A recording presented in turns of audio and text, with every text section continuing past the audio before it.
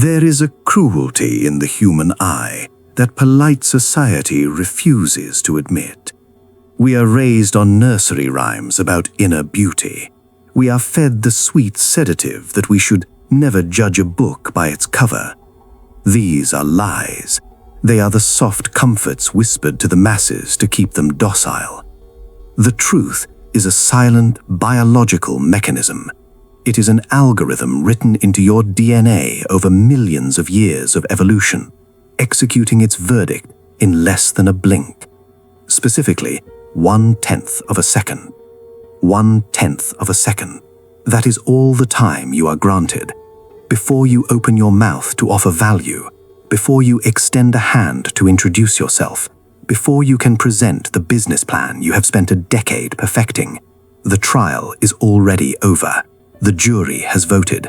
The sentence has been passed. If you look weak, you are categorized as prey. If you look chaotic, you are categorized as a liability. If you look poor, and I do not speak of your bank balance, but of the poverty of your spirit, your posture, and your presentation, you are rendered invisible. You are wiped from the board before you have moved your first pawn. Niccolò Machiavelli understood this nearly 5 centuries ago in the corridors of Florence. He warned us, the vulgar crowd is always taken in by appearances, and the world consists chiefly of the vulgar. You have felt this, we all have. You walk into a room, perhaps a high-stakes meeting in the city, an exclusive members club in Mayfair, or a gala in Kensington, and you feel the temperature drop. You see eyes glide over you as if you were merely part of the furniture, a decorative object. You watch lesser men, foolish men, wicked men, hollow men, being handed opportunities simply because they looked like they belonged, while you were left standing at the gate. You tell yourself it is bad luck. You tell yourself the system is rigged. No, it is not bad luck. It is the brutal geometry of perception, and until you master it, biology, psychology, and sociology will conspire against you. Welcome to Part 1. Today we offer no comfort. Today we dissect the anatomy of judgment. Part 1. The biological imperative. Most people labor under the delusion that poverty is purely a financial state. They believe poverty is a lack of banknotes in a wallet. They are wrong. To the human animal, poverty is a scent. It is a signal of vulnerability, and nature, in its infinite pragmatism, despises vulnerability. Let us look at this not through the lens of morality, but through the lens of evolutionary biology. The human brain is the most energy-expensive organ in the body. It consumes 20% of your metabolic energy, despite accounting for only 2% of your body weight. Therefore, the brain is designed to be lazy. It is a cognitive miser. The brain does not want to work. It hates complexity. It does not want to expend precious calories digging through the mud of your unkempt appearance to find the gold of your character. It demands a shortcut. Your appearance is that shortcut. When you present yourself as unkempt, slumped, or apologetic, you are handing the world a verdict against you. You are saving them the trouble of judging you. You are essentially saying, I have already given up on myself, so you should save your energy and give up on me too. Consider the amygdala, the primitive part of the brain responsible for fear and survival. It scans for threats and status instantly. When a wolf sees a sheep that is limping, does it feel empathy? Does it think, poor creature, perhaps it needs a bandage? No. The limp triggers the kill instinct. The weakness invites aggression. Human society is merely a sanitized, sophisticated version of this dynamic. We do not tear throats with our teeth. We tear them with lawsuits. We tear them with social exclusion. We tear them with lowball offers and contemptuous glances in the boardroom. When you look poor, you are limping. You are signaling that you have no allies. You are signaling that you have no resources to defend yourself. You are signaling that if someone harms you, no one will come to avenge you. This is why the disenfranchised are over-policed, overcharged, and underserved. They are low-risk targets. If a merchant cheats a man in a bespoke Savile Row suit, he fears retribution. He fears that man has solicitors. He fears that man has powerful friends at the club. He fears that man can destroy his reputation with a whisper over dinner. But if a merchant cheats a man in rags, he fears nothing. Who will listen to the ragged man? Who cares? By neglecting your image, you strip away your nuclear deterrence. You make yourself safe to exploit. To understand why this happens, we must examine two opposing psychological forces, the halo effect and its dark twin, the horn effect. The halo effect is a cognitive bias where one positive trait, usually physical attractiveness or a polished appearance, influences our perception of a person's other, unrelated traits. We see a man who is well-groomed, standing tall, dressed with intent. Instantly, our subconscious fills in the blanks. He must be intelligent. He must be honest. He must be competent. Why? Why does a crisp shirt imply honesty? Where is the logic? The logic is this. Discipline is visible. If you can govern your own appearance, the primitive brain assumes you can govern a business. If you can maintain the fabric on your back, the brain assumes you can be trusted with a contract. Self-care translates to managerial competence. Now consider the horn effect. If your shoes are scuffed, if your collar is frayed, if your posture is collapsing under the weight of existence, the mind assumes all your traits are negative. They assume you are lazy. They assume you are stupid. They assume you are dishonest. This is not speculation. This is documented in the Old Bailey and courtrooms across the world. Studies have repeatedly shown that attractive, well-dressed defendants receive lighter sentences than their unkempt counterparts for the exact same crimes. The jury looks at the well-dressed man and thinks, he made a mistake. They look at the unkempt man and think, he is a criminal. The visual is the proof of the internal, or at least that is how the world sees it. So when you utter the mantra of the loser, I don't care what people think, I dress for comfort, understand what you are actually doing. You are not being authentic, you are being a victim. Comfort is the enemy of power. Authenticity without authority is just noise. You are telling a lie about yourself. You are telling the world you are worthless when you are not. But the world, being cruel and literal, believes you. Nowhere is this dynamic more subtle, yet more lethal than here in the United Kingdom, and by extension, the global elite. We live in a society obsessed with class signals, many of which are unspoken. In America, status is often shouted. It is logos, it is flashy cars, it is volume. It is the culture of new money. But in Britain, and in the corridors of real power, status is whispered. The look of poverty here is not just about dirty clothes, it is about noise. The poor man is noisy. He is noisy with his words, he over-explains, he interrupts, he fills every silence, because silence makes him anxious.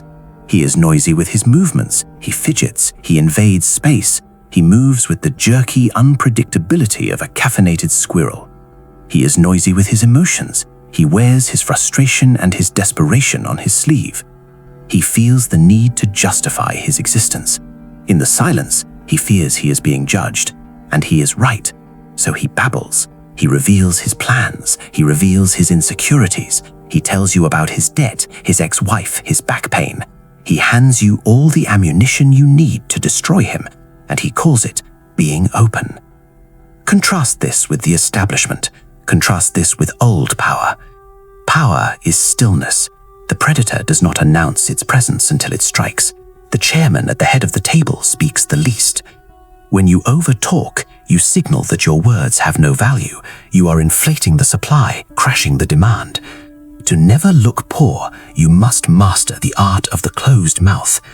When you are silent, you become a blank canvas. People project their own fantasies, fears, and expectations onto you. They wonder, what is he thinking?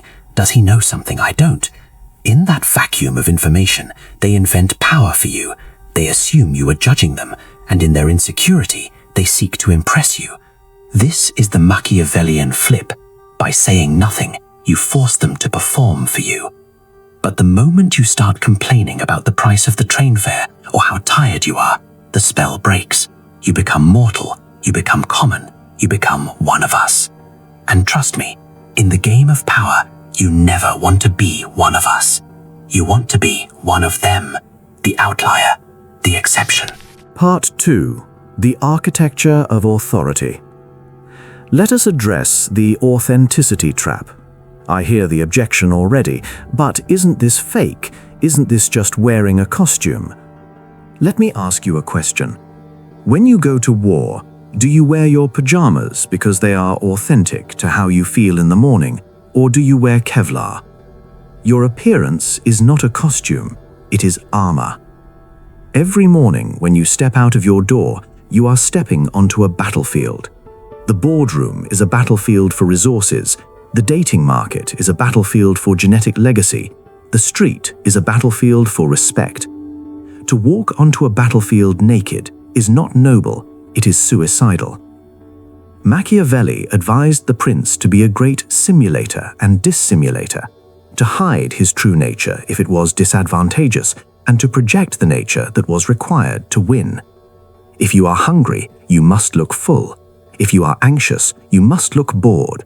If you are poor, you must look like you are merely traveling incognito. Because the moment they smell the blood of your need, the sharks begin to circle. There is a dark paradox in the movement of capital. Money flows to those who look like they do not need it. Go to a bank on the high street, ask for a loan dressed in desperation, smell like need. Let your voice tremble with the reality of your poverty. What happens? The vault closes, the interest rates skyrocket, you are a risk. Now take a man who needs the money just as badly, but he enters in a tailored suit, not expensive but fitted. His grooming is sharp, his watch catches the light. He speaks slowly, with the boredom of a man who has options. He does not beg, he proposes. The vault opens. The terms are generous. Why? Because he signaled abundance. Humans follow the law of association. We associate wealth with capability. We associate poverty with incompetence. If you look like you need help, you will rarely get it. If you look like you can provide help, the world throws resources at your feet. This is why fake it till you make it is not merely vanity, it is a survival strategy. It is Machiavellian pragmatism. To look poor is to signal cost. To look rich is to signal investment. Nobody wants to pay a cost. Everyone wants to make an investment. It goes deeper than clothes. It is in the eyes. We call it the poverty gaze. It is a look of constant apology. It is the habit of breaking eye contact first. It is the habit of shrinking when you walk through a door, trying to occupy as little space as possible. It is the habit of laughing nervously when someone insults you, trying to de-escalate a conflict that hasn't even happened yet. These are the behaviors of a serf. You can put a beggar in silk, but if he keeps the poverty gaze, he will still look poor. You can put a king in rags, but if he keeps the royal gaze, the steady, unblinking assessment of his surroundings, he will look like a king in disguise. Machiavelli notes that the lion does not need to roar to be feared, he simply needs to be present. When you look poor, you are often hyperactive. You try to please. This is the behavior of scarcity. You are signaling that you need their approval to survive. Abundance is calm. Power is still. When you are comfortable with silence, you signal wealth. When you are comfortable taking up space, you signal wealth. Everything works against the man who looks poor because his body language screams, "I am wrong. I shouldn't be here. Please forgive me." And the world replies, "You are right. Get out." So, we have established the biology. We have established the psychology. You now understand that your appearance is not a triviality. It is the primary interface through which the world determines your value. You understand that by looking poor, you are actively sabotaging your own existence. But understanding the trap is only the first step. Escaping it requires a different set of tools. It requires a strategy. It requires a specific set of protocols to construct a new avatar, one that commands respect without saying a word. In the following chapters, we stop analyzing the problem and we start building the solution. We will discuss the specific mechanics of the mask of the prince. We will talk about the specific details of grooming, wardrobe, and demeanor that signal old power. The theory is over. The practice begins. Part 3. The uniform of power. Let us begin with the visual, the armor. The mistake most make is confusing looking rich with looking expensive. In the United Kingdom specifically, flashing logos and designer brands is not a sign of wealth. It is a sign of new money, loud, insecure, and desperate for validation. Old power does not scream, it whispers. Rule number 1. Maintenance over brand. A £5,000 suit that is ill-fitting, stained, or wrinkled looks infinitely poorer than a £200 suit that is tailored, pressed, and immaculate. Why? Because entropy is the natural state of the universe. Things fall apart, things get dirty. When you look unkempt, you signal that you cannot control the entropy of your own life. And if you cannot control the chaos on your own shirt, why would anyone trust you to control a business? The wealthy look clean. That is the secret. It is a specific kind of hygiene that signals they are removed from the grime of the struggle. The poor look dusty. They look worn down by the friction of survival. You must scrub the dust off your avatar. Look at your collar. Is it limp? A limp collar is the flag of a limp spirit. Use collar stays. Look at your shoes. Are the heels worn down? Fix them. Look at your phone screen. Is it cracked? A cracked screen is a screaming siren of poverty. It says, I broke this, and I lack the resources to fix it, so I live with broken things. Do not live with broken things. It damages your psyche. It tells your subconscious that you deserve brokenness. Rule number 2, fit is hierarchy. In the animal kingdom, size matters. In the human kingdom, silhouette matters. Baggy clothes make you look like a child wearing his father's hand-me-downs. They signal that you are shrinking inside your own skin. Tight clothes make you look desperate, like you are trying too hard to be sexualized because you have nothing else to offer. Power lies in the tailored fit. It says, this was made for me. I dominate this fabric. It does not dominate me. Rule number 3, the palette of authority. Avoid the chaotic colors of the jester. Stick to the colors of the predator. Navy, charcoal, black, white. High contrast signals authority. A crisp white shirt against a dark suit creates a focal point at the face. It commands attention to the eyes. When in doubt, simplify. Complexity is often a mask for confusion. Simplicity is the ultimate sophistication. We have armored the body. Now we must animate the machine. To understand the movement of power, you must understand the physics of time. Status is, at its core, a relationship with time. Who rushes? The servant, the courier, the employee paid by the hour. For the serf, time is a scarce resource. It is an enemy that hunts him. He is always late, always busy, always running to keep up with a machine he does not control. Who takes their time? The king, the CEO, the man paid by the outcome, not the hour. For the sovereign, time is a servant. It bends to his will. To never look poor, you must wage war on your own velocity. You must slow down. The look of poverty is twitchy. It is the jerkiness of a nervous system stuck in fight or flight mode. It signals to the predator that you are frightened. When you move too fast, when you nod your head rapidly while listening, when you fidget with your cufflinks, when you dart your eyes, you are broadcasting high cortisol levels. You are screaming, I am not safe. You must recalibrate your nervous system to rest and digest. Predators are smooth. Prey is twitchy. Be the predator. Protocol 1. The deceleration drill. Tomorrow, when you walk to the station, slow your pace by 20%. It will feel unnatural. It will feel arrogant. Good. When you turn your head to answer a colleague, do not snap your neck like a startled bird. Turn the torso. Turn the head slowly. Move with the viscosity of oil, not the erraticism of water. This slowness signals that you are not afraid of the space you occupy, and you are not afraid of the time you are taking. It is the ultimate luxury. We spoke briefly of the eyes in part 1. Now we must master the mechanics. The poverty gaze is defined by the flinch. It is the reflexive need to look away when your eyes meet another's, as if you have been caught stealing. You must cultivate the royal gaze. This does not mean staring like a psychopath. The goal is not aggression. The goal is assessment. The king does not stare to intimidate. He stares because he is reading you. The person who breaks eye contact first, specifically by looking down, is the submissive party. Looking down exposes the neck. It is a biological surrender. If you must break eye contact to think, look up, look to the side, never look down. Rule 2. Comfort in tension. Eye contact creates tension. Most men cannot handle this tension.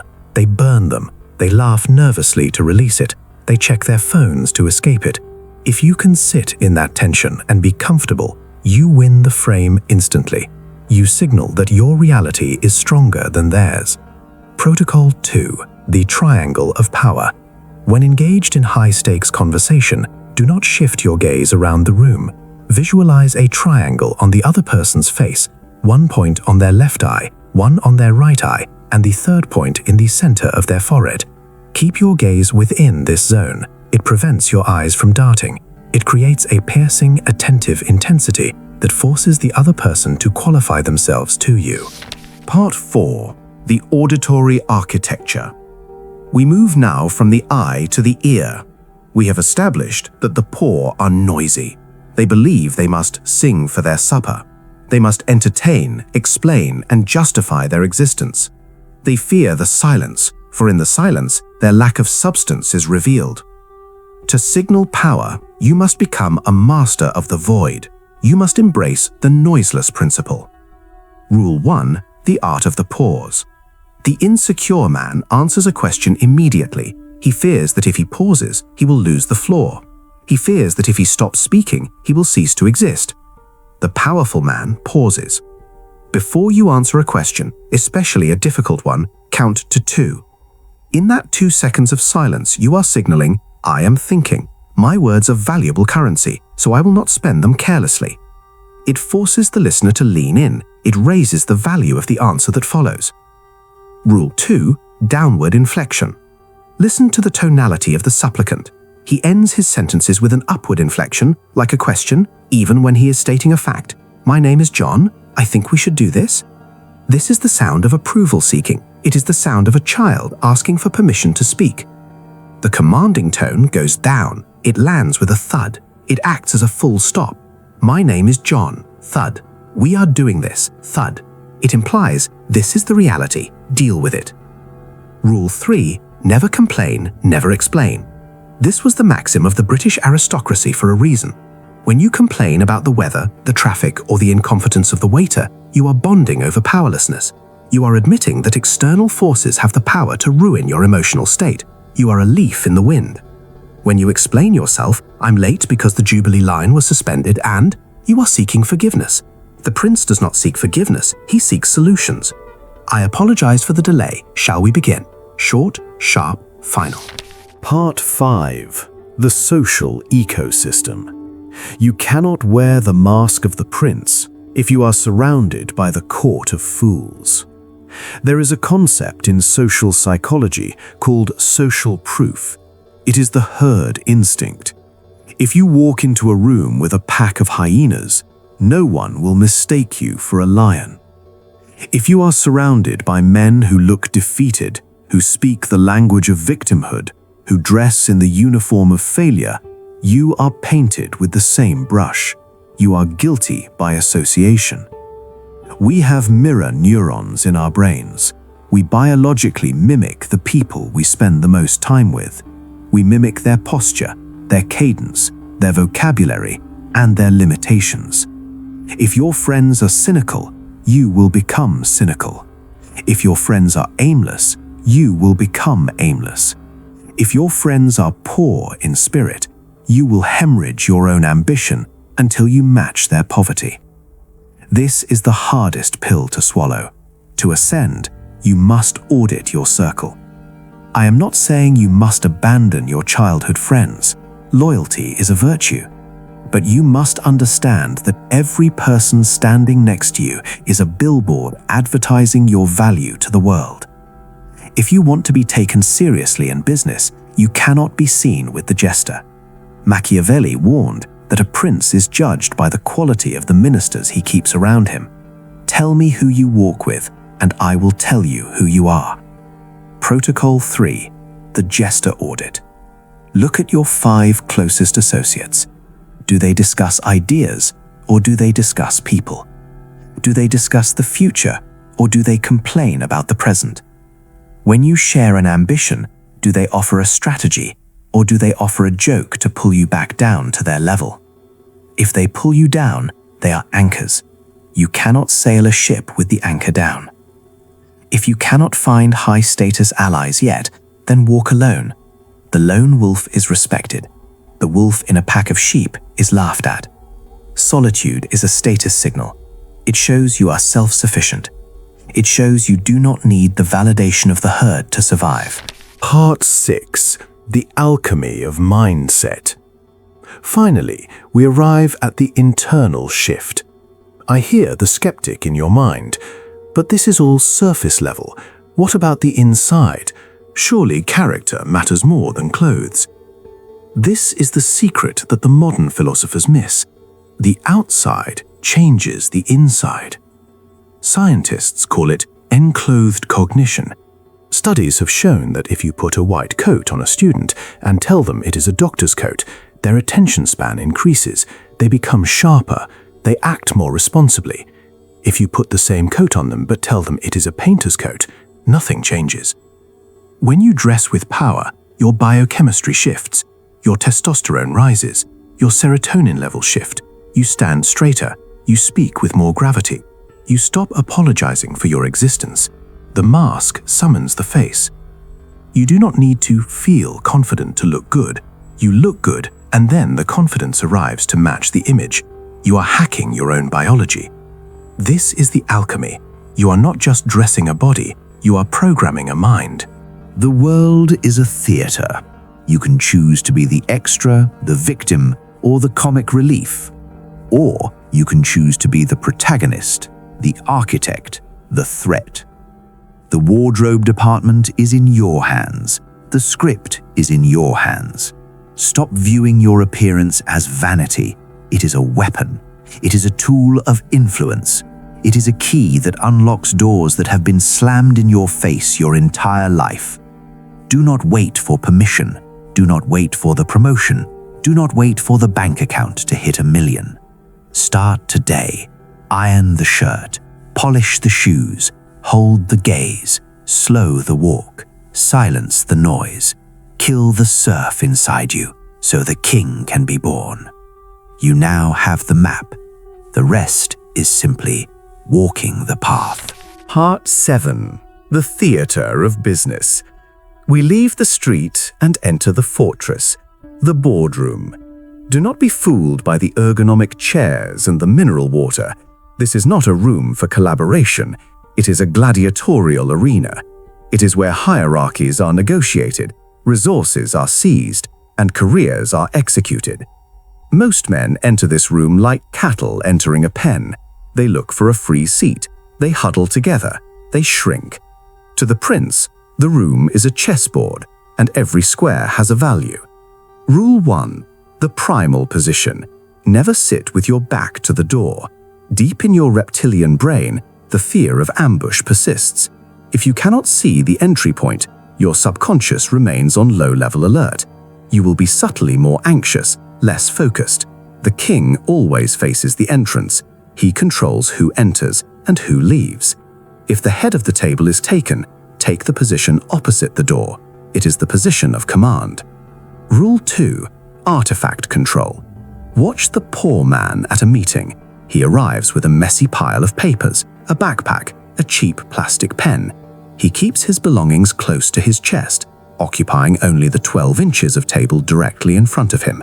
He is hoarding space because he feels he does not deserve it. The rich man expands. Spread your artifacts out. Place your notebook here, your phone there, your water glass there. By spreading your tools, you are physically claiming territory. You are saying, this surface belongs to me. Dominance is fundamentally the willingness to occupy space. Rule 3. The entry. Do not knock if you do not have to. Knocking is asking for permission to exist. If the door is open, or if the meeting is yours, walk in. And when you walk in, do not rush to a chair. Stop. Stand by the table. Place your hand on the back of the chair. Look around the room. greet the key players with a nod, make them wait just for 3 seconds for you to sit. In those 3 seconds, you have established that you move on your own timeline, not theirs. Now, we address the lifeblood of power, capital. Whether you are raising investment, negotiating a salary, or selling a company, you are engaged in the seduction of capital. And capital is a fickle mistress. She despises desperation. She runs from need. She is attracted only to indifference. The look of poverty in a negotiation is the look of someone who needs the deal to survive. You speak too fast. You agree too quickly. You smile too much. You fill the silences with nervous chatter about synergy and potential. You are chasing the money. And in the laws of physics, that which is chased must run away. Protocol 4, the walk-away dynamic. To attract capital, you must be willing to repel it. You must internalize the truth that you are the prize. The money is merely a commodity. There is a lot of money in the world. There is only one of you. When you present your pitch, do not ask, propose. Here is an opportunity. I am allowing you to participate. If they show hesitation, do not beg. Do not lower your price immediately. Lean back. Pause. I understand. Perhaps this isn't the right fit for you at this stage. Watch the panic in their eyes. By withdrawing the offer, you trigger their fear of loss. You shift the dynamic from you needing them to them needing you. This is the paradox of need. You only get what you are willing to walk away from. If you cannot walk away, you have already lost. You are just negotiating the terms of your surrender. Part 8. Crisis Management, the Churchillian Method. It is easy to look powerful when the sun is shining, but the mask of the prince is tested when the storm breaks, when the market crashes, when the scandal hits, when the revenue drops to zero. This is when the look of poverty destroys you, or the look of power saves you. In chaos, the herd looks for a shepherd. The herd is terrified. Their cortisol is spiking. They are looking for one thing: stability. We call this the Churchillian method. During the Blitz, when London was burning, Churchill did not run. He did not scream. He walked the streets with a cigar and a cane. He moved slowly. He spoke with absolute conviction. He did not offer safety. He offered resolve. Rule 1. Never run, literally and metaphorically. If there is a crisis in the office, do not run down the corridor. Do not type furiously. Slow down. The faster the world spins, the slower you must move. Your slowness becomes an anchor for everyone else's anxiety. They will flock to you because you are the only stationary object in a spinning room. Rule 2. Reframe the narrative. The poor man catastrophizes. We are ruined. It's over. He amplifies the fear. The rich man reframes. He acknowledges the brutal facts, the Stockdale paradox, but he immediately pivots to the plan.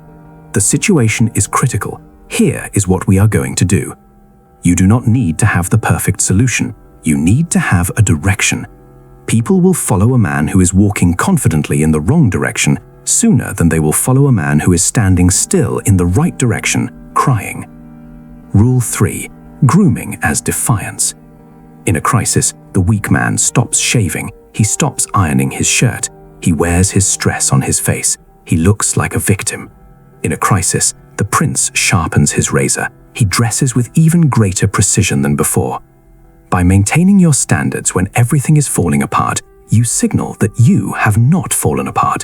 You signal that the chaos has not breached your armor. This is the ultimate display of dominance over your environment. Part 9. The Digital Avatar.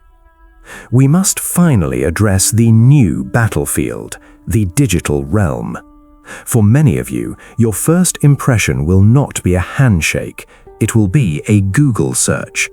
Your digital avatar is working while you sleep. What is it saying? Is it shouting? Is it begging for attention? Look at the digital footprint of the poor man. It is a diary of mundane misery. He posts about his frustrations. He engages in petty arguments in the comment sections. He posts low-resolution photos of low-quality experiences. He is desperate for likes, which are the digital currency of the serf. The protocol of digital scarcity. Old power is scarce. The Queen does not have a personal Twitter account where she argues with trolls. If you are accessible to everyone, you are valuable to no one. Audit your presence. Delete the photos of you drunk at university. Delete the passive-aggressive status updates. Delete the blurry photos of your lunch. Curate a gallery of competence, high-resolution imagery, professional achievements, and mostly silence. Post less, but when you post, make it significant. Create a gap between your digital presence and your reality. In that gap, the legend grows. Remember, you are not an influencer, you are an authority. Influencers chase the audience, authorities attract the audience.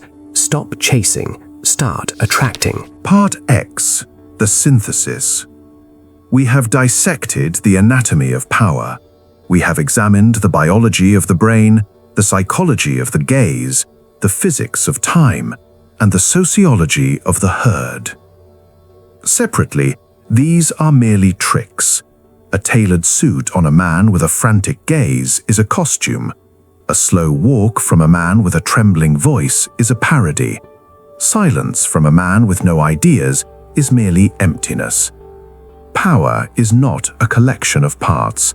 It is a unified field. It is the synergy where the visual, the auditory, and the behavioral align perfectly. When they align, they create a reality distortion field. The world stops questioning you and starts obeying you. You cannot dabble in this. You cannot be a part-time prince. You are either the architect or you are the brick. Part 11. The 30-Day Protocol. The Metamorphosis. Theory is useless without execution. Most of you will watch this, nod your heads, and return to your lives of quiet desperation. For the few who possess the will to ascend, I present the protocol. 30 days, 4 phases, total reconstruction. Week 1, the purge, elimination of noise. Before you can build the palace, you must clear the slum. Audit your wardrobe. Anything that does not fit, anything that is stained, anything with a childish logo, anything that smells of comfort over power, burn it. If you look in the mirror and see a boy, destroy the boy's clothes. Audit your digital self. Delete the posts that signal weakness. Unfollow the accounts that trigger envy or sloth. Silence the noise. This week will be painful. You will feel naked. Good. Week 2, the armor, construction of the hull. You do not need £1 million. You need 3 outfits that fit like a second skin. Visit a tailor. Even a high street suit, when altered to your exact silhouette, looks more dangerous than a designer suit off the rack. Fix your grooming. Hair off the collar, nails scrutinized, shoes polished until they reflect the world around them. Establish the routine. Every morning you prepare for war. No days off. Week 3, the machine, calibration of tempo. This is the hardest week. You must break your addiction to speed. Practice the deceleration drill. Walk slower, eat slower, speak slower. Force your nervous system into submission. When you feel the urge to interrupt, stop. When you feel the urge to check your phone, stop. You are detoxing from the dopamine of the servant class. You are learning the patience of the predator. Week 4, the arena, deployment. Now you enter the theater. Go to a high-stakes environment, a networking event, a high-end hotel bar. Test the armor. Hold the gaze. Use the pause. Occupy the space. Do not seek approval. Simply exist and watch how the world rearranges itself around you. Watch how the waiter approaches you faster. Watch how men move out of your way. Watch how women linger in your vicinity. It is not magic. It is biology responding to authority. Part 12. The Transcendence. We return to the final question. Is it fake? At first, yes. In the first week, you will feel like an imposter. You will feel like an actor on a stage. You will hear a voice in your head saying, "Who do you think you are? You are a fraud." Ignore that voice. That is the voice of the surf trying to drag you back to the mud. There is a linguistic concept called fluency. When you first learn a new language, you are translating in your head. It is clunky. It is fake. But if you speak it enough, eventually the translation stops. You start thinking in the new language. You start dreaming in the new language. The uniform of power is a language. At first, you wear the suit. Eventually, the suit wears you.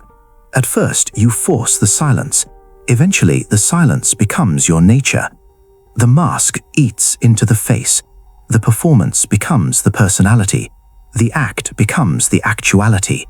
You do not fake it until you make it. You fake it until you become it. Epilogue, the manifesto. The world is a theatre.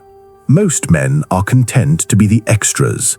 They stand in the background, blurry and out of focus, waiting for someone to tell them where to stand and what to say. They live and die without ever influencing the plot. Do not be an extra in your own movie. The wardrobe department is in your hands. The script is in your hands. The lighting rig is in your hands. Stop viewing your appearance as vanity. It is a weapon. It is a tool of influence. It is a skeleton key that unlocks doors that have been slammed in your face your entire life. Do not wait for permission. The world does not give permission. It only gives consequences. Do not wait for the promotion. The crown is not given. It is taken. Do not wait for the bank account to hit 1 million. The gold follows the king, not the other way around. Start today. Iron the shirt. Polish the shoes. Hold the gaze. Slow the walk. Silence the noise. Kill the surf inside you so the king can be born.